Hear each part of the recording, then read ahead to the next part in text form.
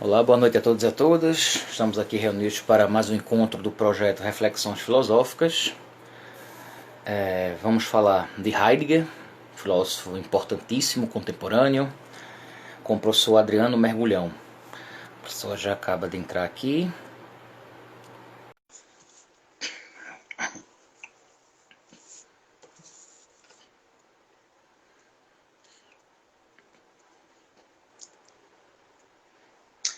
Olá, professor, boa noite. Olá, Hugo, boa noite, tudo bem? Tudo certo. Tá vendo? É fácil, né? Pelo Instagram. É só se acostumar. Bom, meu convidado de hoje é o professor Adriano Mergulhão. Ele é doutor em filosofia pela UFSCar, Universidade Federal de São Carlos. A tese que ele trabalhou do doutorado é o problema da objetividade na contraposição entre Heidegger e Cassirer.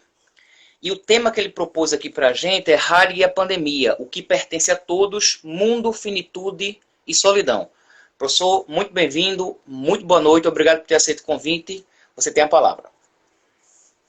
Sou eu que agradeço, Hugo. Eu fico muito feliz aí por poder estar aqui conversando hoje com você e com o pessoal que está aí ouvindo a live junto com a gente. E queria parabenizar você por essa iniciativa de promover esses diálogos. Eu vejo que tem vários colegas que estão fazendo procedimentos parecidos com esse também. Tem o Caio Souto, que é um amigo meu da Universidade Estadual do Amapá, que tem lá o Conversações Filosóficas. Tem outro amigo, Rineu, que está com um podcast de filosofia, que também está tendo uma boa repercussão. Eu fico muito contente com essas iniciativas que ajudam a promover o discurso filosófico, né, em um tempo tão necessário como o atual, né? A gente vê aí que a Ampof está promovendo vários diálogos, né? A gente viu Isso. ontem aí na sua conversa com o Casanova, que tem também, né, o Razão Cega Facamolada, né?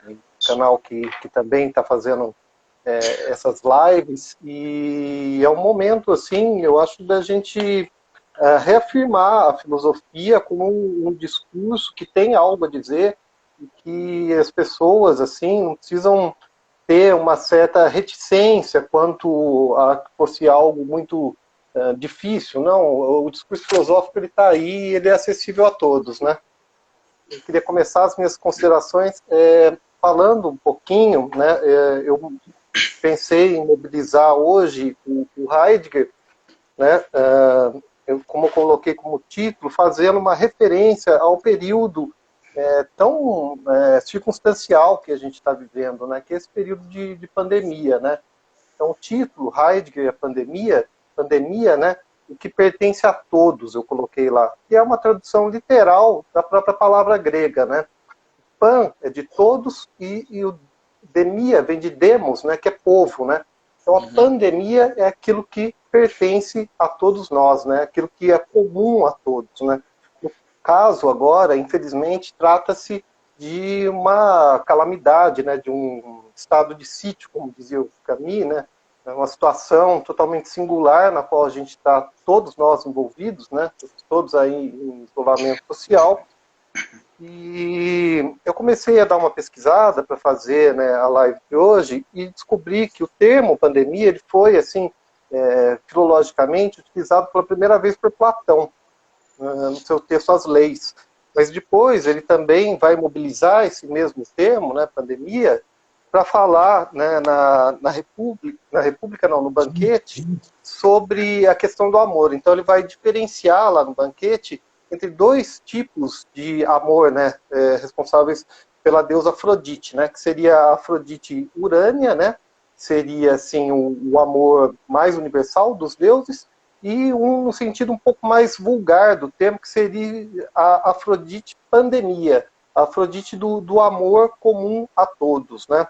No caso, agora, a gente não está tratando do amor, a gente está tratando muito mais de uma doença, né, pandêmica que está aí afligindo não só nós, como todos que estão no mundo, né, a gente poderia dizer. Por isso que eu quis trazer essa ferramenta conceitual proporcionada pelo Heidegger para falar um pouco disso. e coloquei como subtítulo, né, Mundo, Finitude e Solidão, que é uma preleção que o Heidegger faz em 1929 e 30, lá em Marburg, né, da qual o próprio professor Casanova fez uma bela introdução ontem, né, falou bastante sobre a obra, né, e eu coloquei esse subtítulo porque eu acho que são temas tratados pelo Heidegger que tocam muito o momento presente, o mundo, a finitude e a solidão, né.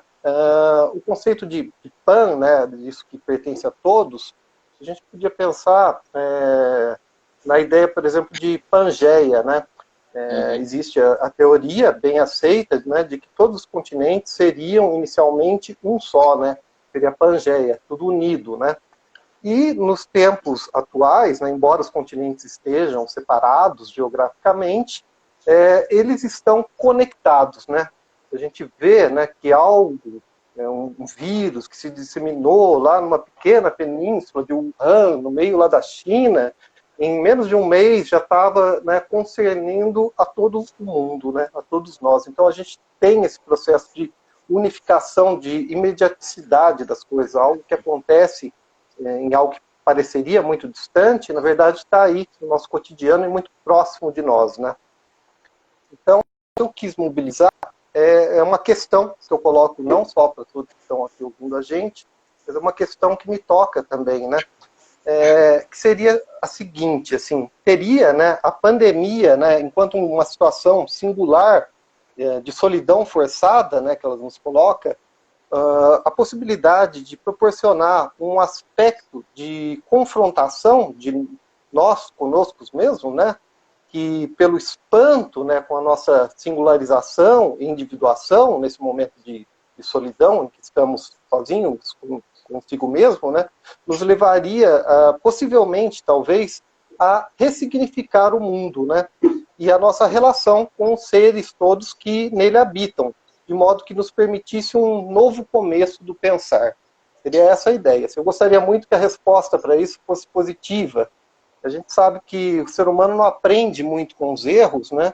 Mas eu acho que no nível singular, no nível individual, muitas pessoas têm a possibilidade, nesse momento aí, que é um momento propício à reflexão, a fazer um balanço da vida, né?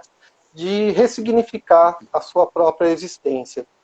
O que me deu assim, a ideia de falar um pouco sobre isso foi um texto, né, que saiu na Folha de São Paulo, naquele caderno Ilustríssima, né? Tem uma parte agora sobre o coronavírus, estou até com a matéria aqui. É um texto de um professor de filosofia, o Pedro Duarte, que ele é lá da PUC-Rio, e ele escreveu um texto que se chama Viver, Escrever e Morrer na Pandemia. Eu quero até tomar a liberdade de ler um trechinho aqui desse texto que ele escreveu, porque eu acho que toca muito naquilo que eu quero trazer hoje à baila aqui para a nossa discussão. Ele diz o seguinte, citando aqui o texto, então, do professor Pedro Duarte. Para boa parte de nós, a pandemia de Covid-19 infunde um medo da morte. Isso enseja medidas concretas que ajudam a evitá-la. Distanciar-se das outras pessoas que podem portar o vírus, lavar as mãos e até os produtos, usar máscara no rosto e assim por diante. São medidas objetivas de proteção que podem ajudar a preservar a vida. O medo nos oferece o que fazer, pois ele possui um objeto definido ao qual se dirige, mesmo que seja algo invisível, como o vírus. No entanto, além do medo, a pandemia também pode despertar a angústia. Não me refiro só ao quadro clínico patológico da angústia, e sim à disposição que a filosofia, desde Kierkegaard no século XIX, distingue do medo precisamente, porque não se refere a um objeto específico no interior do mundo, mas à nossa própria presença finita nele. O que angustia na angústia somos nós mesmos. Por isso, a angústia nos deixa meio perdidos, sem ter o que fazer. Com ela, não se trata mais de evitar a morte, mas de compreender a vida que temos. Nesse sentido, o medo pode ser vencido, sem que mudemos nada em nós, enquanto a angústia, que não pode ser vencida, mas apenas experimentada, e exige, assim, a reconsideração da liberdade de nossa presença no mundo. Em outras palavras, o medo nos dá o que fazer, E a angústia coloca em jogo o nosso ser. Talvez, e só talvez, a parada obrigatória que a pandemia forçou para todos possa nos fazer pensar. E aí ele complementa: refiro-me a pensar cada um em seu íntimo, o sentido do que fazemos e queremos a partir desta interrupção do que vínhamos fazendo e querendo.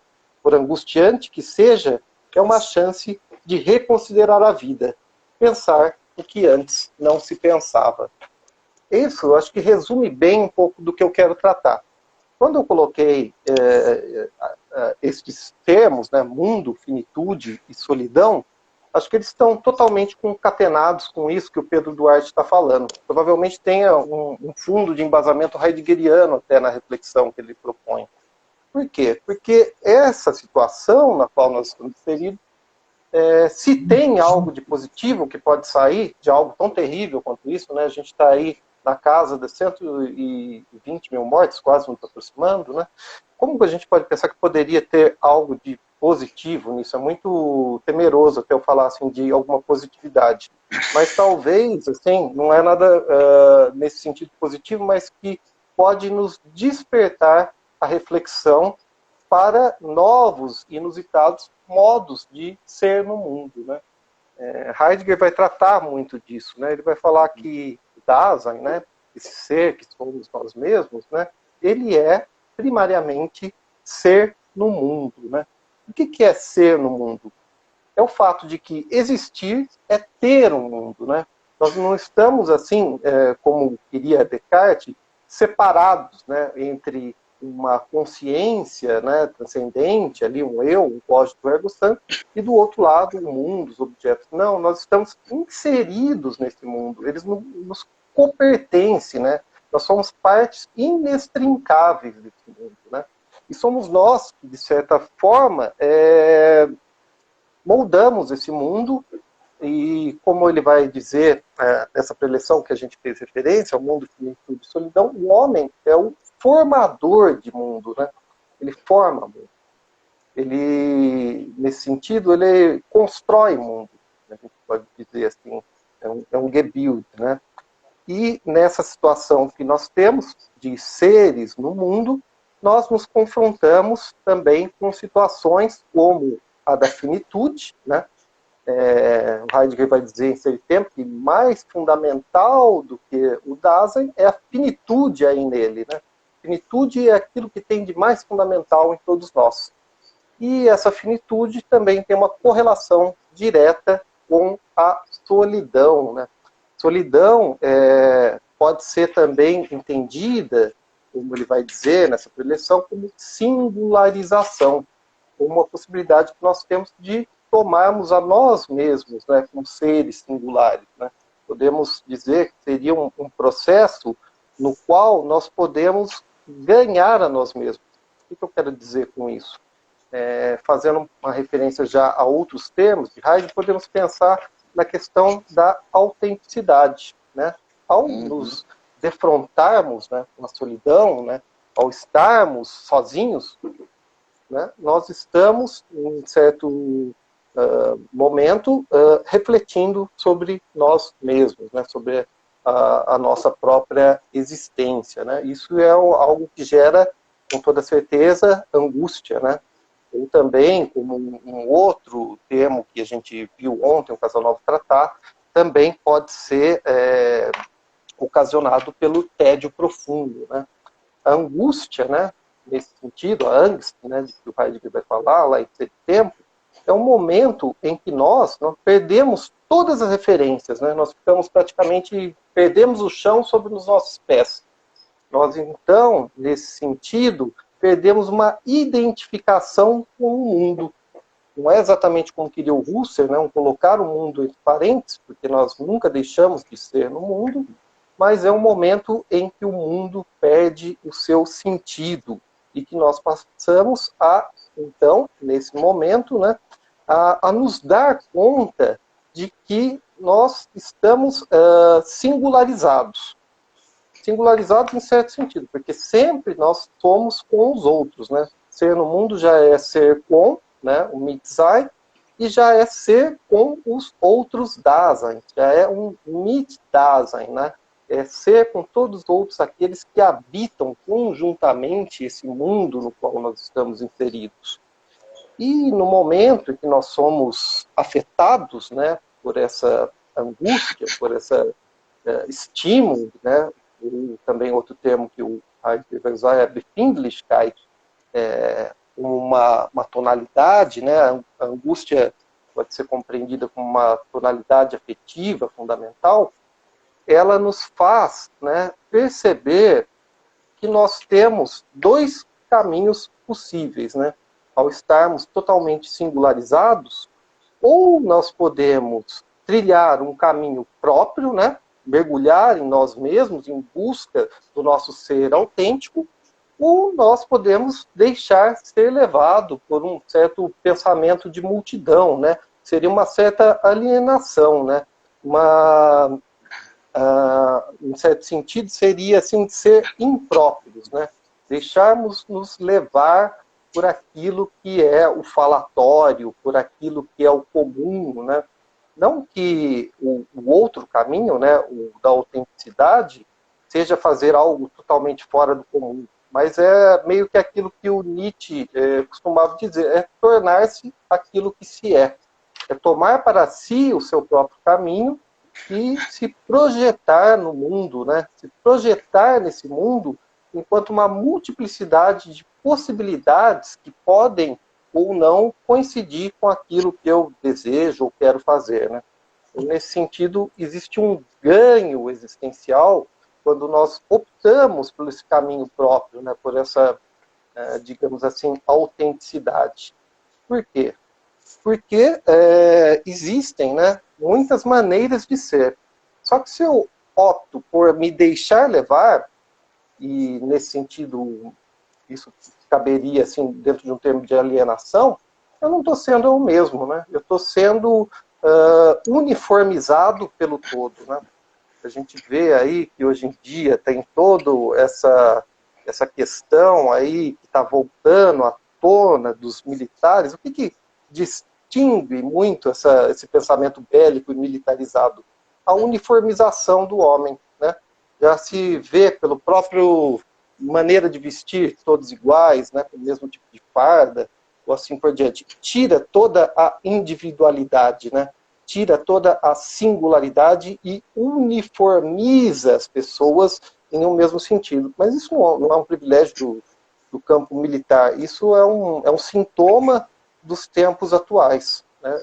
Eu costumo pensar nosso momento, aí, e fazendo já referência ao que eu tinha dito sobre a globalização, e as coisas, assim, se tomarmos no aspecto mais amplo, elas tendem, né, a uniformizar tanto as nossas condutas quanto a nossa maneira de ser. Né? Você vai em uma festa de classe média alta no Brasil e você vê todo mundo trajando o mesmo tênis Nike, a mesma calça jeans da Levi's, a mesma camiseta da Polo e assim por diante, né?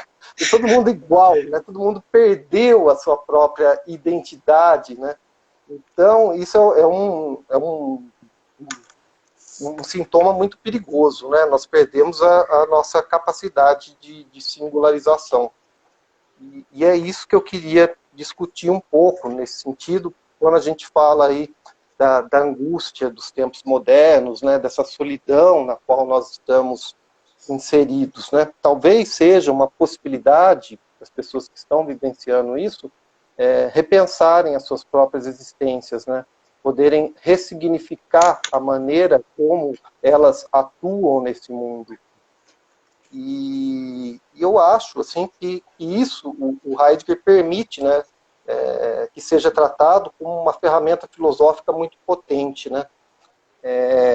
Eu trouxe até uma citação que eu queria fazer, que não é exatamente do Heidegger, mas é de um herdeiro do Heidegger, que é o Jean-Paul Sartre. Né? Jean-Paul Sartre vai colocar muito isso em evidência, né, quando a gente vai tratar desses temas, né, da escolha, da decisão, né, que nós devemos fazer, né? A angústia é algo que está nesse sentido, porque ela nos provoca a fazer uma escolha, né? Cada situação na nossa vida nos defronta uma escolha. Temos que estar decidindo sobre as coisas o tempo todo. Isso nos angustia, né? É a própria liberdade nesse sentido. A liberdade é angustiante. Então, nós temos condenados a ser livres, né, dizia o Sartre. Por que estamos condenados a ser livres? Porque nós temos que decidir. Podemos decidir a partir de uma moral de rebanho, né, acatar aquilo que a maioria diz como se fosse o certo, ou podemos pensar por nós mesmos e tomar as nossas próprias decisões, né? Nesse sentido, nós estaríamos agindo de maneira mais autêntica, tomando assim as rédeas do nosso próprio destino. A citação que eu vou fazer do Sartre é bem curtinha. Ele diz: o homem só pode agir se compreender que conta exclusivamente consigo mesmo, que está sozinho e isolado no mundo, em meio a responsabilidades infinitas, sem auxílio nem socorro, sem outro objetivo além do que der a si próprio, sem outro destino além de forjar o seu próprio destino para si mesmo neste mundo que habita. Isso é dito pelo Sartre, mas tem total conexão com a proposta heideggeriana, né? A gente não pode nos deixar levar. Nós temos que tomar a rédea do nosso destino, né? Nesse sentido, tomar as rédeas do destino, numa situação como a que a gente está vivendo, é talvez colocar na balança a nossa própria existência.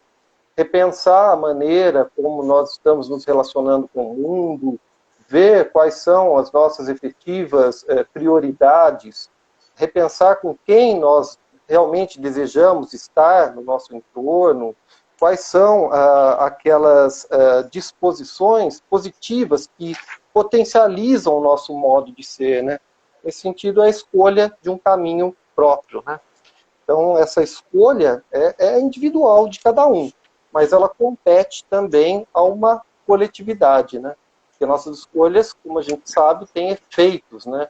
É como se fosse uma bola de neve. O que eu decidi aqui, ele vai ter uma série de consequências que vão acarretar outras e assim por diante.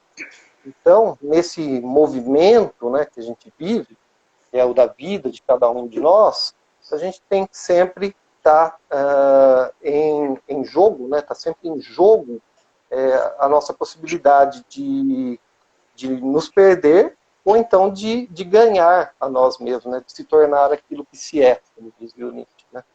Então, é algo que eu penso que talvez, assim, dessa discussão, eu estou trazendo assim como uma provocação para nós que estamos aqui, repensarmos um pouco, refletirmos sobre a nossa relação com o mundo, né? Esse mundo globalizado, no qual tudo está interligado e que uma pequena situação, um determinado recôndito do mundo, nos colocou todos agora, como estamos, confinados. Então, se há algo a se tirar disso, é talvez pensar o que nós podemos fazer daqui para frente, né? É um certo espanto que causa essa situação. E esse espanto, né, que nos causa, né, essa angústia também, mas principalmente o espanto que essa nova situação causa, é aquilo que está no cerne do próprio pensar filosófico, né? É aquilo que o Platão e o Aristóteles falavam que estava na origem da filosofia. O que é filosofia, senão o espantar-se, o Taumatzsein, né? Então, esse Taumatzsein, esse espanto, né, é que coloca o pensamento em movimento. Se a gente não tem mais a capacidade de se espantar, a gente meio que morre por dentro. Nesse sentido, a gente pode não só falar metaforicamente. Quando a gente não se espanta mais com 120 mil mortes, a gente morreu por dentro. Não somos os outros ali que morreram efetivamente, mas nós também já estamos praticamente mortos em vida, em certo sentido, né? Que a gente já não se toca por as coisas que estão acontecendo no nosso entorno. E é o momento de colocar isso em jogo e refletir muito profundamente, com todo cuidado, essas questões, né? Nós não somos indivíduos isolados, atomizados, mas a gente possui uma singularidade existencial. na qual cada um de nós, né, enquanto ser no mundo, é um ser que está em relação com todos os outros. É um fato que nos faz enxergar o mundo de outras maneiras, ressignificando a nossa existência, talvez, se possível, de forma mais rica, uma vez que isso talvez nos possibilite uma abertura de novos modos de ser, mais autênticos e talvez mais plenos de sentido, né? Nessa questão, né, como disse o Casanova ontem, pensar se torna um ato transgressor, né? Porque ele abre uma senda no mundo, né? Ele abre uma fissura no qual nos permite pensar em novas maneiras de se comportar e de não mais deixar tudo uniformizado. Abre espaço para uma pluralidade de novas possibilidades. E acho que é isso que a gente tem que se ater, né?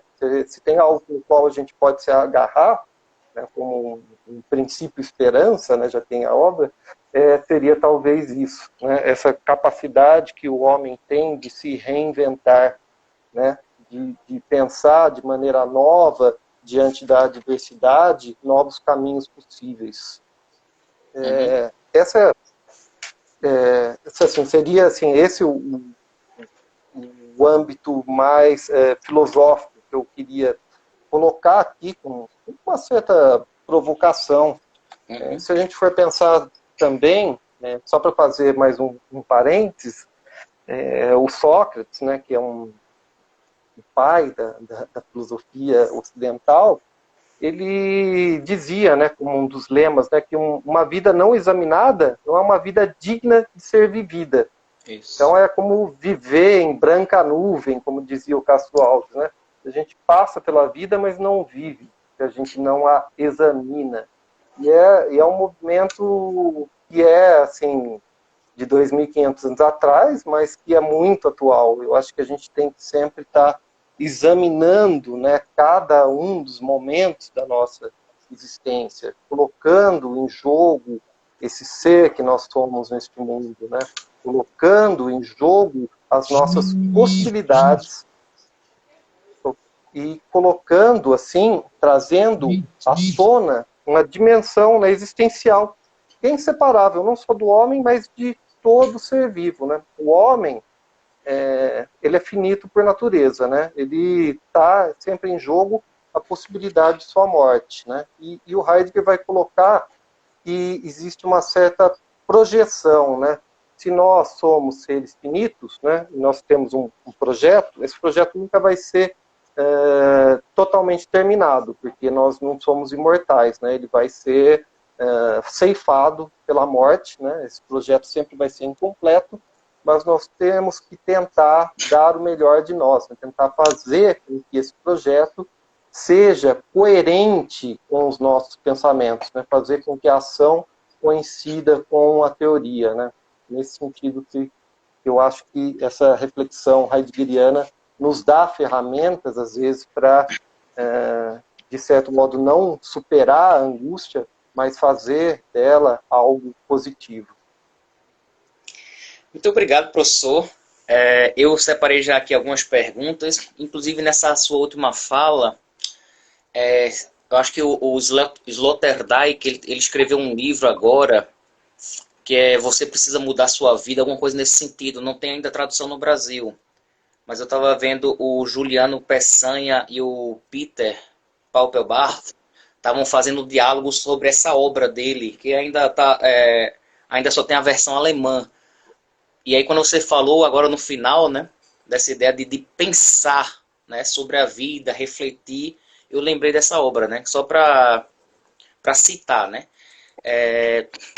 Já tem uma pergunta aqui do Zeca, que ele está sempre participando conosco, eu vou aproveitar que está aqui na tela. Ele coloca assim: desculpa, só li o Heidegger e não estudei. A angústia só poderia ser analisada num nível ontológico e não ôntico. E aí seria interessante, professor, que você fizesse a distinção do que é ontológico e do que é ôntico, para depois responder, acho que fica mais fácil para compreender. Tá. Então, o Heidegger se pauta pela ideia de diferença ontológica, né? que é essa diferença entre ser e ente, né? O Dasein, né, é o ente privilegiado, pois só ele possui uma compreensão de ser, né? É só ele que coloca a questão pelo sentido do ser. Então, se só esse Dasein pode colocar a questão pelo sentido do ser, ele próprio não é o ser, nesse sentido, letra maiúscula, dizendo assim, né? Ele é um ente privilegiado, né? Ele é um ente que se manifesta a partir de uma diferença ontológica e que reflete sobre essa diferença entre o ser e o ente, né? Ele coloca a questão pelo sentido do ser justamente por isso. Então, voltando aí à pergunta, se pode ser analisado, né, a angústia no nível ontológico, né, e não ôntico. Eu acho que quando o Heidegger está tratando da angústia, o Casanova mencionou ontem o tédio, né?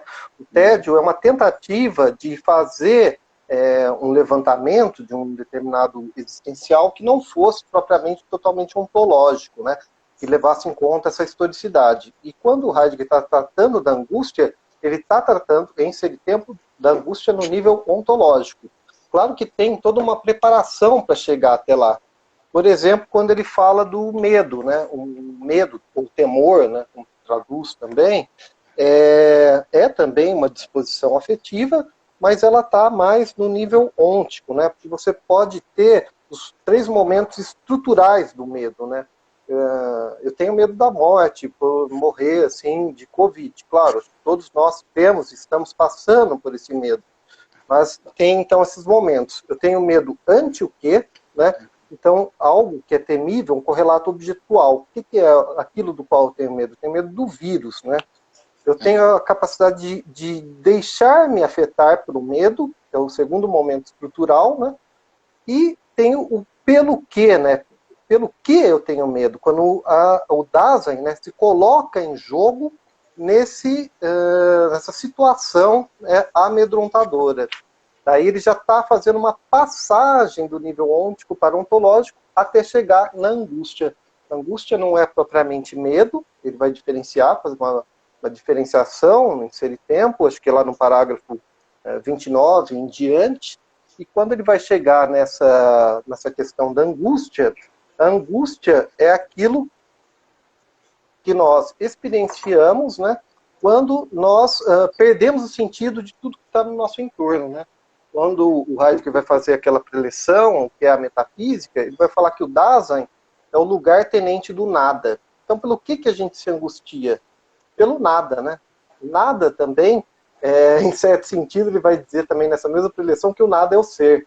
Então, parece ambíguo isso, né? Parece, né, um jogo meio dialético, hegeliano, mas ele já faz ali, logo na sequência, quando ele diz isso, ele fala, não estou falando disso no sentido hegeliano, não é uma dialética. O nada é a possibilidade do todo também, né? Então, quando ele está fazendo esse tratamento da angústia, ele está fazendo no nível ontológico. Professor, foi muito interessante quando você quando fala de angústia, né, você citou 3 autores, né, que são fundamentais na compreensão desse conceito, né? O Kierkegaard, filósofo dinamarquês, o próprio Heidegger, que aqui tomou a maior parte do mote do seu tema, e o Sartre, né? No final também você cita o Sartre, né? E os 3 trabalham a questão da angústia. Claro que ali tem aproximações e distanciamentos. E o Kierkegaard, ele faz uma distinção entre angústia e desespero, né? E ele diz assim, o indivíduo, ele quando se depara com o mundo e percebe que ele é que tem que fazer as escolhas, ele se angustia. Ele se angustia antes da escolha, durante e depois. E quando ele trata do desespero, ele vai mais no sentido de que é quando o outro escolhe por mim. Nesse momento de pandemia, onde como se a minha liberdade estivesse limitada, nós estamos sentindo mais angústia ou mais desespero? Olha, é uma boa questão. O desespero, que eu me lembro, eu não lembro se o Heidegger vai fazer um tratamento assim, dessa questão, mas assim, ontem a gente estava aí na live, eu estava acompanhando do Casanova, E o tédio tem essa conexão direta com o desespero, né? O Casanova fala que o tédio é a doença do si próprio, né? É o resultado do fato de que nós nos tornamos desinteressantes para nós mesmos. É isso que é uma situação desesperadora. E eu acho que ela está bem presente nesse momento. Quando nós perdemos, né, esse vínculo radical que nos une com a totalidade, é que entra o desespero, uma situação desesperadora. Eu acho que isso acontece e nos leva, né, a um dos sintomas dos tempos modernos, que é o próprio niilismo. O niilismo é essa perda total de sentido, na qual o indivíduo não tem outra alternativa a não ser se desesperar, porque ele não vê possibilidades de ação, né? Ele fica imobilizado, né? E eu creio, né, que embora nós podemos entrar nessa situação, a angústia, né, nos permite muito mais uma saída, né, uma saída pela tangente aí, né, porque ela nos permite esse processo de singularização, de pensar sobre aquilo que nós somos, né, e permite, nesse sentido, que ganhemos a nossa própria existência de modo mais autêntico, né. Eu acho que ela né, desculpa, você ter acabado, desculpa, pode completar. Só para fechar, assim, você trouxe, né, o Kierkegaard e disse também, né, sobre o Sartre, né.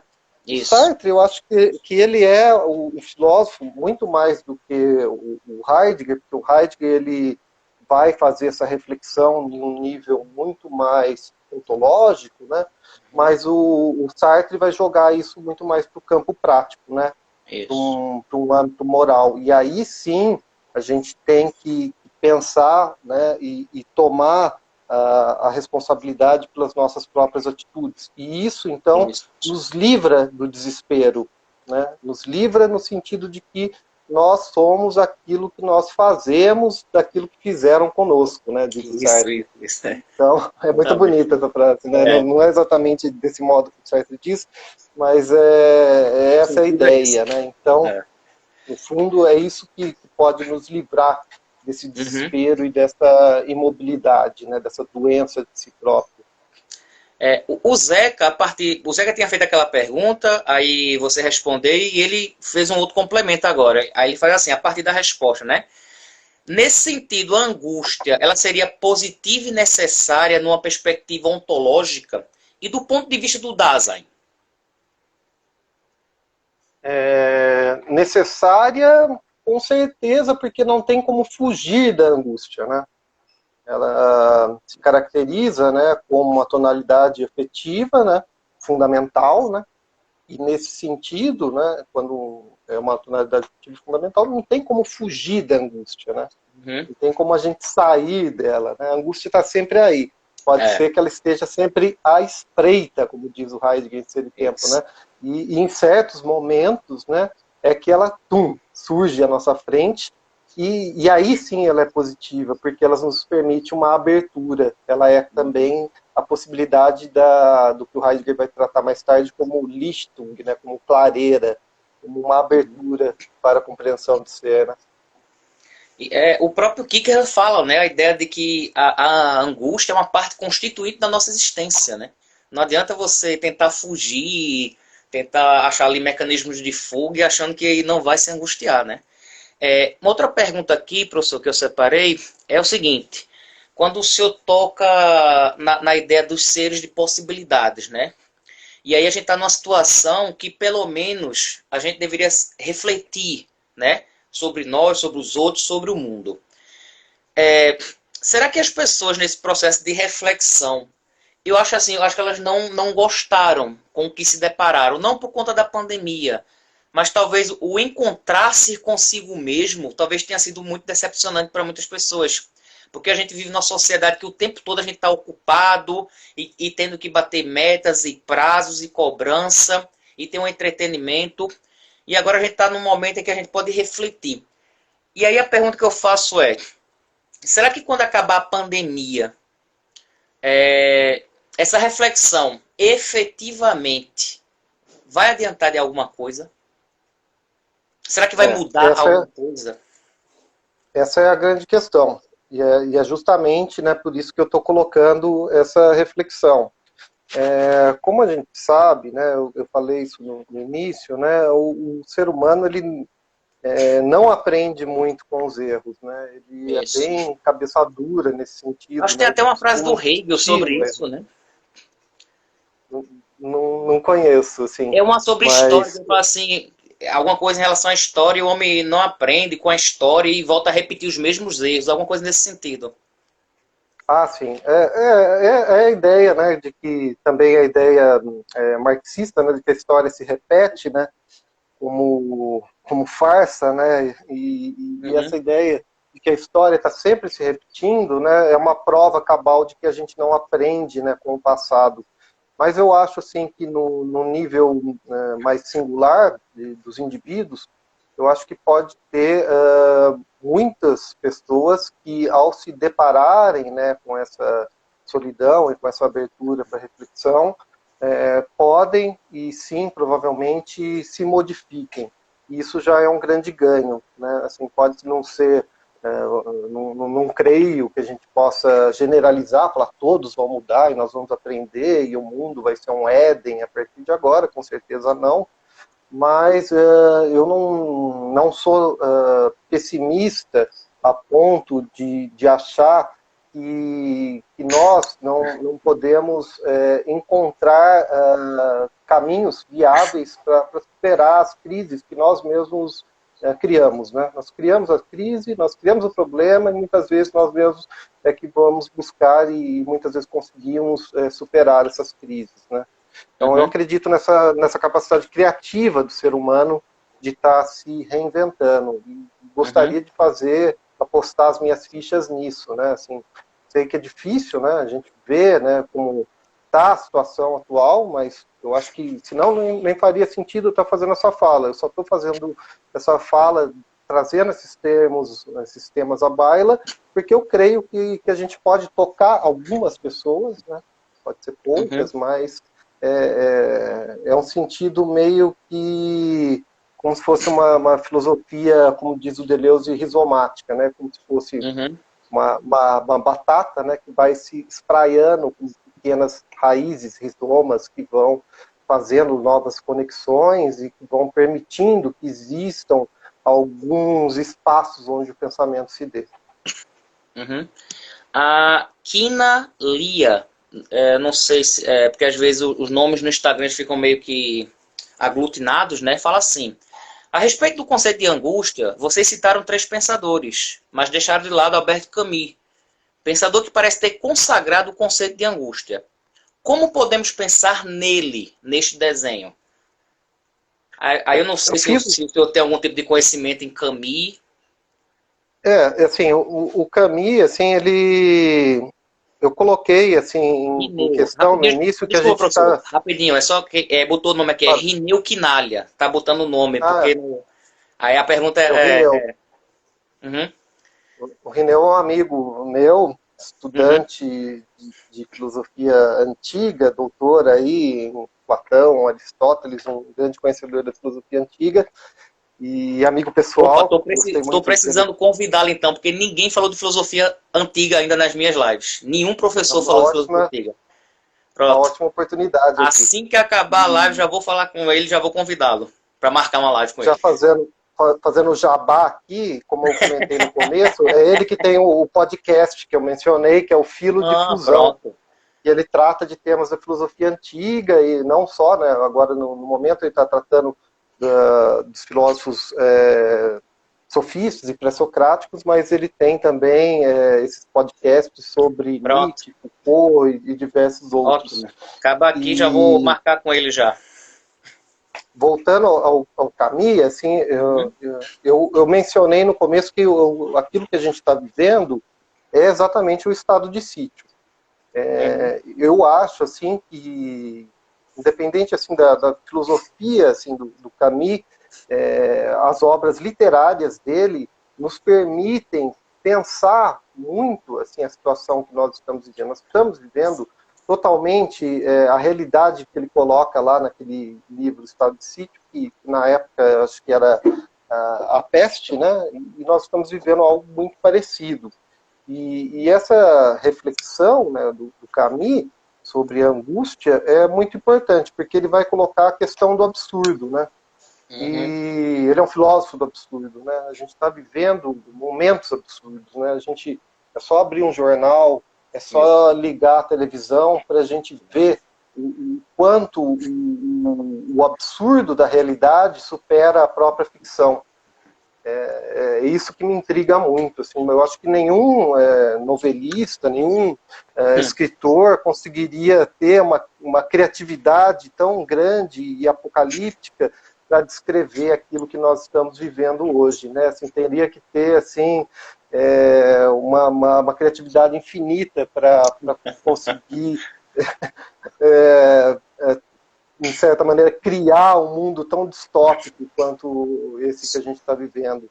Eu penso aqui muito no 1984, do Orwell também, que é uma obra que eu gosto muito, e parece que ele acertou em cheio também, né? Esses pensadores literários, né, escritores, eles têm uma clarividência, né, É. em certo sentido, de colocar, né, em termos poéticos e literários, situações concretas que são muito próximas àquilo que tem ocorrido, né? Claro que, como eu estou falando, em todas as formas que as coisas estão se dando hoje, é muito difícil fazer qualquer previsão, né? Mas, com certeza, né, pensando no Camus, né, no conceito de angústia, tentando pensar nele, né, como diz o Rineu, eu acho que o principal do Camus aqui não é tanto a angústia, claro que é, mas muito mais a questão do absurdo. Uhum. E você falando isso, professor, essa ideia de que esses autores da literatura têm uma clara evidência, eu fiz uma live aqui com um professor que inclusive está fazendo pós-doutorado na Alemanha agora, que ele falou do Kafka, né? E o Kafka também tem umas coisas que não é possível. Ele previa, assim, claro que não é nada de bola de cristal, mas era incrível que o que ele escrevia se concretizava, era uma coisa inacreditável. Camus é outro também. E falando desses absurdos, não sei se você chegou a ver o absurdo de hoje, porque todo dia é um, né? Todo dia é um. E o de hoje foi que morreu um funcionário do Carrefour e cobriram Não, ele. não vi. Não viu? Pronto. Agora, Não. para reforçar isso que você disse. Esse colaborador, que agora eles chamam de colaborador, não é funcionário, mas é funcionário. Ele morreu no trabalho. E cobriram ele, isso foi em Recife. Cobriram ele, continuou funcionando normal o mercado, ele ficou 4 horas coberto, morto. Só depois de 4 horas foi que anunciaram a morte dele. Isso foi hoje, no Carrefour de Recife. Então, para você ver que essa ideia do absurdo, parece que quando a gente acha que chegou no fundo do poço, vai alguém lá e cava mais ainda. Né? É inacreditável. Você cita, numa de suas falas, a ideia de perda de identidade. Né? Essa perda de identidade, como eu faço para tornar minha vida autêntica, né? Você também citou outros autores aí, o Nietzsche fala, né, do amor fati, né, da afirmação da vida, o Heidegger fala da vida autêntica, talvez até mesmo o Kant quando fala da maioridade, claro, por perspectivas diferentes. Mas como é que eu faço nesse processo de perda de identidade para fazer com que minha vida seja autêntica? Será que essa perda de identidade atrapalha na autenticidade desse meu ser? Sim, é uma boa questão. Assim, como eu tinha mencionado também o Sócrates, né? A questão de que uma vida que não é examinada não é digna de ser vivida. Eu acho que a questão, né, a gente está falando aí sempre de fazer exames, né, agora com o Covid, né, para ver se você está ou não infectado. Talvez a gente tenha que se examinar para ver se a gente não está infectado com um uniforme, nos uniformiza com todos os outros, e se estivermos, né, ao nos examinarmos, né, nos despir desse uniforme e passarmos a buscar aquilo que nós desejamos concretizar em nossa existência, né? Que é finita, fugaz, tão rápida e tão passageira. Então, é tentar buscar o nosso próprio caminho e não tentar trilhar o caminho dos outros, que já foi feito, né? Mas tentar criativamente fazer aquilo que nós consideramos como o correto, em certo sentido, a ser feito, no sentido de não me deixar levar, eu poderia dizer assim, pela moral de rebanho, né? Então, para eu poder ser aquilo e me tornar aquilo que sou, eu preciso primeiro me conhecer, né? Eu conheço-te a ti mesmo, Socrates, não tem outra saída, né? A gente tem que se conhecer para a gente ver se a gente não está assim colocando panos quentes nas coisas que nós desejaríamos fazer. E eu acho que nesse sentido é que tem uma frase muito interessante do Heidegger, que é: aí onde mora o perigo, cresce também o que salva, né? Então, nesse momento que nós nos confrontamos, né, como se a gente estivesse diante de um espelho em que estamos nos vendo ali, nós começarmos a pensar quais seriam as coisas que realmente têm importância, né, na minha vida, né? Colocar ali e fazer de tudo para que isso seja possível, né? Tentar agarrar com todas as nossas forças o destino que a gente quer dar a nós mesmos. Perfeito. Uma outra coisa que me chamou a atenção, professor, foi quando você falou da indiferença, né? Quer dizer, hoje a gente olha no telejornal e pergunta, hoje foram 1.000 e quantos, né? A gente chegou nesse estágio. E eu lembro muito bem que no começo da pandemia, quando a gente via a situação da Itália, os brasileiros ficaram horrorizados, né? Chegou um momento que na Itália morreram 5.000 e os brasileiros estavam em desespero. E quando aqui a gente chega a mais de 110.000 mortos, parece que normalizou, parece que as pessoas estão indiferentes. Aqui não houve em nenhum momento isolamento social, já começa daí. A gente não teve isolamento a sério aqui, como ocorreu em outros países. E hoje até, para falar do absurdo novamente, um cantor sertanejo, não sei de onde, ele foi internado com Covid em estado grave, e mesmo assim, com todos os sintomas, debilitado, ele fez um vídeo zombando da Covid. Ele chegou a esse ponto de fazer esse vídeo. Então, a pergunta que eu faço é, essa indiferença pelo outro também, seria um modo de vida inautêntico? Olha, assim, na verdade não tem um peso moral quando a gente está falando no sentido heideggeriano, do termo de autenticidade e inautenticidade. Mas não é porque não tem essa conotação moral que a gente não pode trazer isso para um campo mais psicológico, para enriquecer a nossa discussão. Então, isso que a gente está vivenciando, por exemplo, se a gente pensar nos termos, por exemplo, da Hannah Arendt, quando ela fala da banalidade do mal, que foi o Holocausto, né? Quando o Eichmann, né, era um funcionário exemplar que estava apenas cumprindo as suas ordens, mas que não tinha essa noção de que ele estava cooperando efetivamente com o mal no sentido mais extremo, né, no sentido não do mal metafísico, mas do mal fático mesmo, de eliminar vidas, né? O que a gente está vivendo hoje não é só uma banalidade do mal, mas é uma banalidade da morte, né? A vida, né? O conceito de vida se tornou banal, né? Ele não tem mais... claro que existiu todo um processo de desacralização da vida, mas não é nem nesse nível teológico que eu estou pensando no nível fático mesmo, né? O que são vidas que importam, né?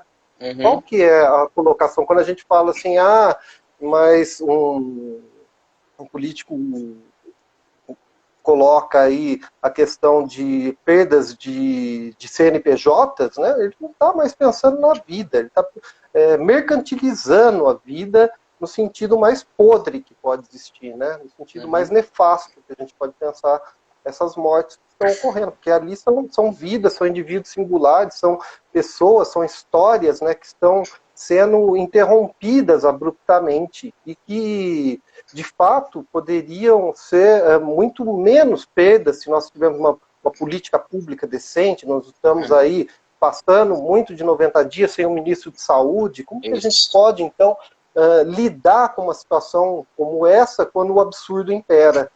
Né? Essa é uma questão. Então, eu acho que no campo individual nós temos que tentar fazer a nossa parte. Né? Então, cada um que tem uma consciência, né, de que essa situação é imponderável, a gente tem que tentar, ao menos ali no trabalho de formiguinha, fazer aquilo que está ao nosso alcance.